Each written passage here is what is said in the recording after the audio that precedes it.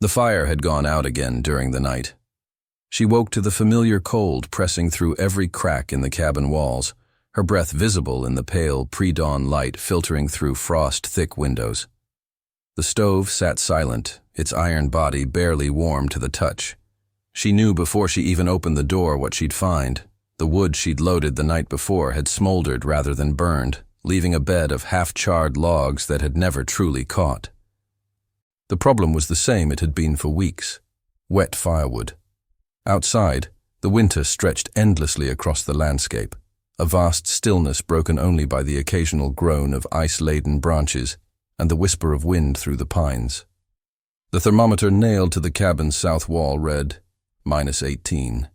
She'd been here 3 months now, and every single day had been a battle with moisture.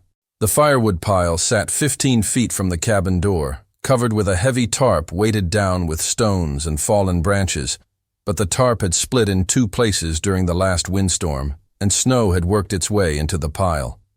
Worse, the ground beneath the stack was frozen mud, which meant every piece of wood at the bottom had been sitting in contact with ice and moisture since November. She pulled on her layers: thermal base, wool shirt, insulated jacket, hat, gloves, and stepped outside. The cold hit immediately, that deep penetrating cold that finds every exposed inch of skin. The wood pile looked deceptively fine under its tarp, but when she pulled back the corner and grabbed a split log, her hand came away damp. The wood was heavy with moisture, the cut ends dark and beaded with tiny ice crystals. She knocked 2 pieces together and heard the dull thud of saturated fiber instead of the sharp crack of dry hardwood. If you're someone who values practical skills and real solutions for difficult situations, consider subscribing to this channel. We share stories of people solving genuine problems with hands-on knowledge and persistence. Hit that subscribe button and join a community that appreciates self-reliance and clear thinking in challenging environments. She carried an armload of the least wet pieces inside and set them near the stove to warm. This was her routine now, trying to surface dry wood that should have been dry months ago, coaxing reluctant flames from material that wanted to steam rather than burn. She crumpled newspaper, arranged kindling in a careful lattice, and used a fire starter stick to get the initial flame going. The kindling caught, small flames licking upward, and she added progressively larger pieces, watching closely. When she finally placed a split log on top, the fire faltered. Smoke began to pour from the seams, thick and gray, filling the cabin with the acrid smell of incomplete combustion. She adjusted the damper, opened the door a crack to create more draft, and waited. Slowly, reluctantly, the log began to burn, but it hissed and sputtered, releasing steam that condensed inside the stovepipe. This was dangerous. She knew it. Wet wood burned cooler, and cool fires produced creosote, a sticky, flammable residue that accumulated inside chimneys and stovepipes. Enough creosote buildup and you risked a chimney fire, the kind that could send flames roaring up through the pipe and ignite the roof. She'd cleaned the pipe twice already this winter, pulling out handfuls of black tarry buildup that shouldn't have been there in such quantity. And beyond the safety issue, there was simple efficiency. Wet wood produced far less heat per log. She was burning through her supply at an unsustainable rate, feeding the stove constantly just to maintain a livable temperature inside the cabin, and still she woke to cold mornings. The days were short now, the sun barely climbing above the southern tree line before beginning its descent. She had perhaps 7 hours of workable daylight, and most of that was spent on basic survival tasks: melting snow for water, preparing food, maintaining the fire, clearing paths, checking for damage from wind or ice. But as she sat that morning, drinking bitter coffee and watching the smoky fire struggle, she made a decision. Something had to change. She couldn't continue like this for another 2 or 3 months of winter. She needed dry firewood, and that meant she needed proper storage. She'd been thinking about it for weeks, turning the problem over in her mind during the long evenings. The solution was simple in concept: a firewood shed. Not a freestanding structure that would require serious foundation work in frozen ground, but a lean-to design that could use the cabin's wall for support. A wall shed, simple, efficient, and buildable with the materials she had on hand. The cabin's west wall faced the prevailing wind, so that was out. The east wall got morning sun, which would help with drying, but it was also where the door was located, and she needed clear access. The north wall was fully shaded and stayed cold. That left the south wall, the best option. It received the most sunlight during the short winter days. It was sheltered from the prevailing wind by the cabin itself, and it was close enough to the door that she could access the firewood quickly during storms without making a long trip to a distant pile. She spent that entire day planning. She walked around the cabin, studying the south wall, measuring with her stride and her arms. She needed the shed to be long enough to hold a serious supply, at least 12 feet, maybe 15. Deep enough to stack wood 3 or 4 feet back from the front edge, allowing for good airflow. And tall enough at the back where it met the cabin wall to give a decent slope to the roof so snow would slide off. She sketched it out on a piece of paper, rough but functional. A raised base to keep the wood off the ground, vertical posts at the front to support the roof frame, horizontal beams to tie it together, and a sloped roof covered with whatever weatherproof material she could manage. Materials were the next problem. She had a small supply of lumber, some 2x4s, a few 2x6s, and several lengths of 1x6 boards left over from a repair project the previous autumn. Not enough for a full structure, but enough for the framework. For the base, she had 3 old pallets stacked behind the cabin, weathered but still solid. For the roof, she'd need something waterproof. She had a second tarp, smaller, and in better condition than the one currently covering the woodpile. And she'd seen a rusted but intact sheet of corrugated metal half buried in the snow near the old shed foundation, 50 yards from the cabin. That metal, cleaned up and secured properly, would make a far better roof than tarp alone. Tools were limited but adequate. A handsaw, a hammer, a hatchet, a pry bar, a hand drill with a set of bits, a square, a measuring tape, and a coffee can full of assorted nails and screws. No power tools, no heavy machinery. Everything would have to be done by hand, in the cold, in short bursts between other tasks. She started the next morning. The temperature had dropped further overnight, -22, and the sky was a hard, clear blue that promised no warmth. She dressed in every layer she owned, knowing that working outside in this cold meant balancing effort and exposure. Work too hard and you'd sweat, and sweat in this temperature was dangerous. Work too slow and you'd freeze standing still. First task, clear the site. The snow along the south wall was nearly 2 feet deep, drifted in places. She used a shovel to carve out a long rectangle, piling the snow to either side. Beneath the snow, the ground was frozen solid, which was actually helpful. It meant she didn't have to worry about mud or shifting earth. The frozen ground would provide a stable base as long as she kept the wood elevated above it. Second task, retrieve the pallets and position them. She dragged the 3 pallets from behind the cabin, one at a time, and laid them end to end along the cleared space. They weren't quite long enough to cover the full 15 feet she'd envisioned, so she shortened her plan to 12 feet. That was still enough for a substantial supply of firewood. She used the hatchet to knock ice and old dirt from the pallets, then positioned them carefully, checking with the square to make sure they were reasonably level. The pallets would lift the firewood 6 inches off the frozen ground, allowing air to circulate underneath and preventing ground moisture from wicking into the wood. Third task, build the frame. This was where the real work began. She cut 4 2x4 posts, each 6 feet long, using the handsaw. The cold made the wood brittle, and the saw teeth bit slowly, each stroke requiring deliberate pressure. Her hands ached inside her gloves, and she had to stop frequently to flex her fingers and restore circulation.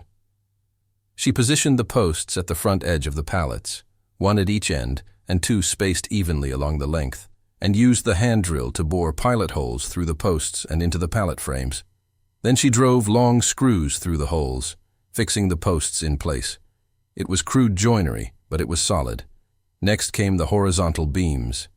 She cut 2 2x6s to span the length of the structure, 1 at the top of the posts and 1 midway down.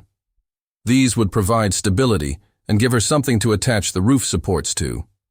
She climbed onto an overturned bucket to reach the height she needed, balancing carefully, and held each beam in place while she drilled and screwed. The cold was relentless. Her breath formed clouds that froze instantly on her scarf, building up a layer of ice around her mouth and nose. Her fingers were clumsy, the screws slipping from her grip more than once. By midday, the basic frame was standing.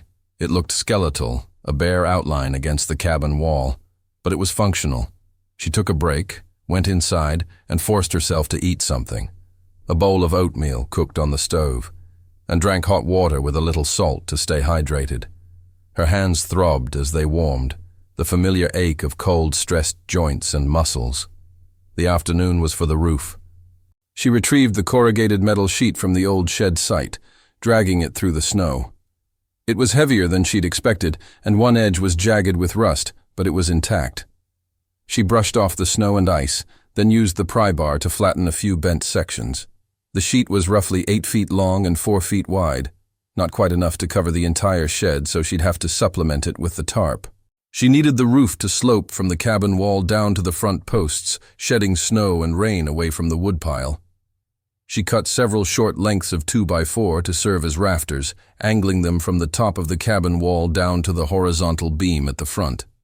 Attaching them to the cabin wall was tricky. She used long screws driven directly into the log ends, hoping they'd bite deep enough to hold. It wasn't elegant, but it would work. The metal sheet went on first, positioned to cover the rear portion of the shed nearest the cabin wall.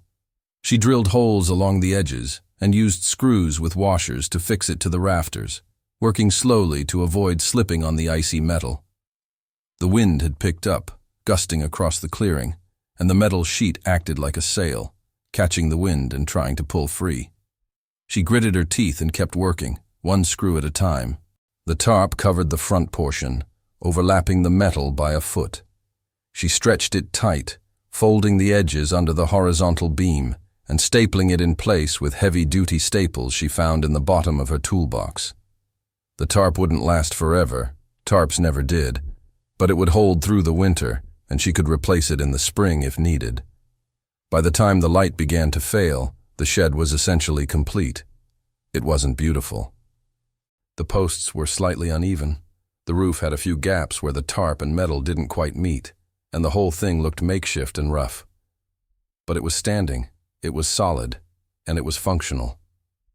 She stood back and looked at it, her body aching, her hands raw, her face numb from the cold.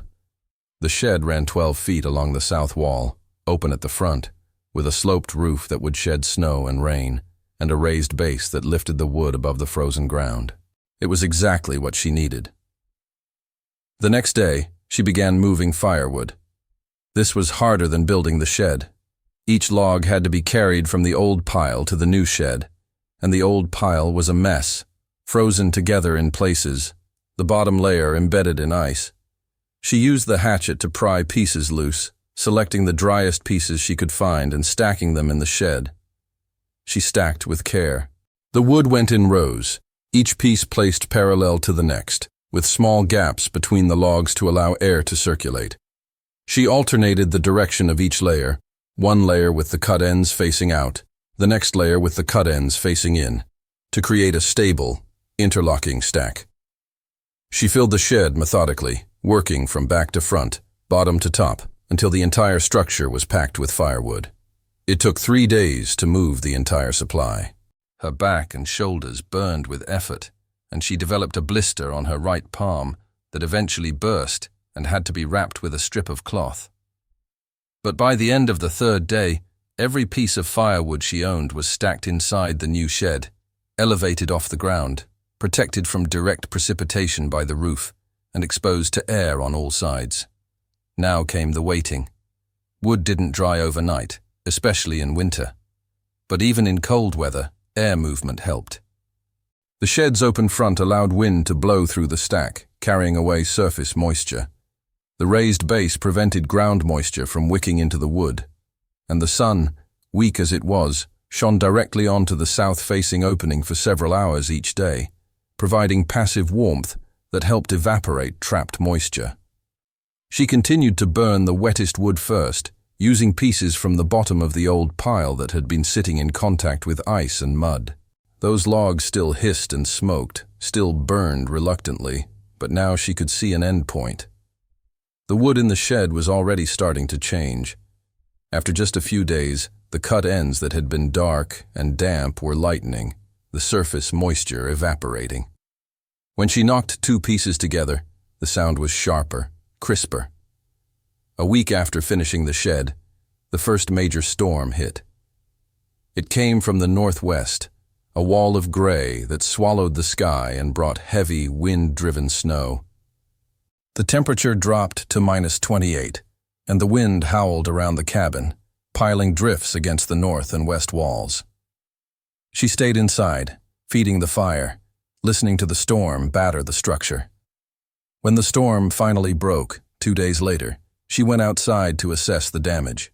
Snow was everywhere, sculpted into deep drifts that reached halfway up the cabin walls in places. The old wood pile, still covered with its torn tarp, had vanished under a smooth white mound. But the shed, her new shed, had performed beautifully.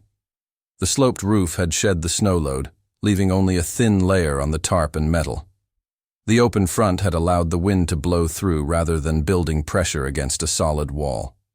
And most importantly, the firewood inside was still dry, still accessible. She grabbed an armload of wood from the shed and carried it inside. The logs were cold, but they were dry.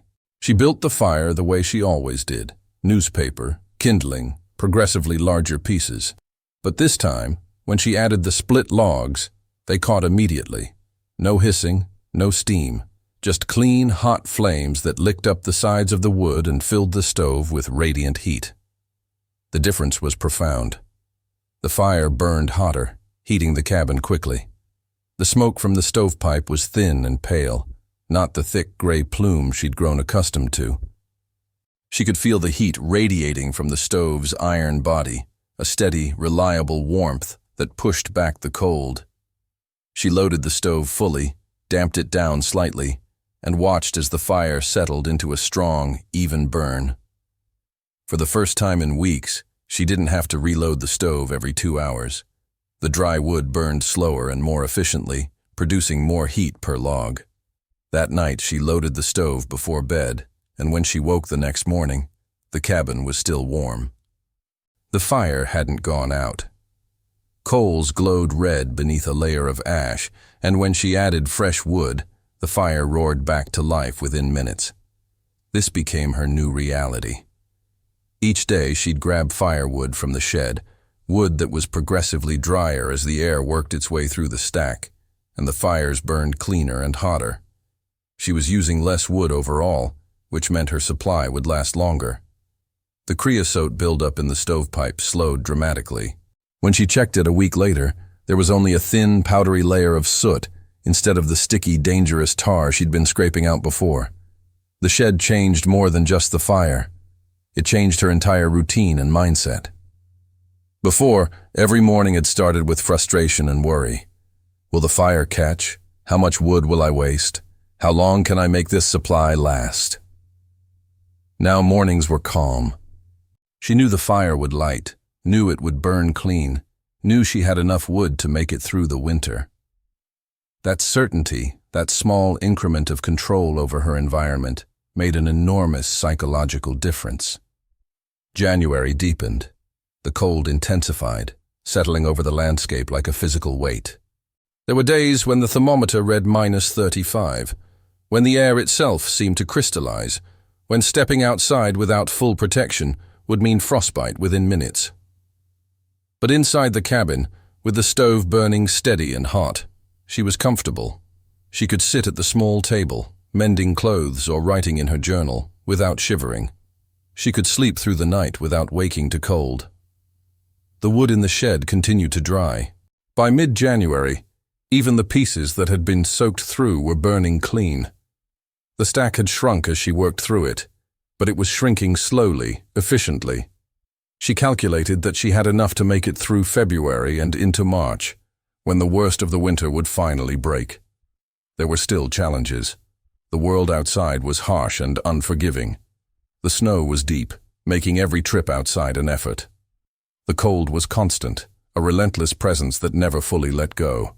But the shed, the simple structure she'd built in 3 days with scrap lumber and determination, had solved one of her most pressing problems.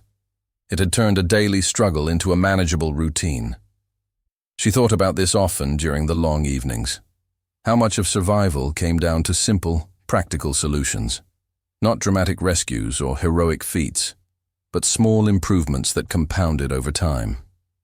The shed wasn't impressive. It wouldn't win any awards for design or craftsmanship. But it worked. It kept the firewood dry. And dry firewood meant reliable heat. And reliable heat meant safety and comfort and the ability to endure. One night in late January, during a particularly cold stretch, she sat near the stove and listened to the wind outside. The cabin creaked slightly, settling under the weight of snow and ice. But it was a sound she'd grown used to.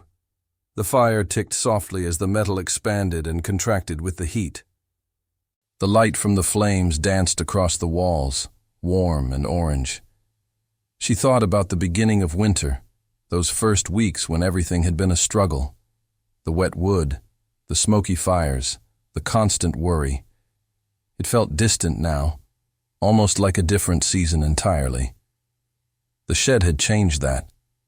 Not because it was complex or clever, but because it addressed the root of the problem. Moisture. Keep the wood dry, and everything else followed. There was a lesson in that, she thought. In survival, in life generally, the solutions that worked best were often the simplest. Not easy. Building the shed had been cold, exhausting work, but simple in concept.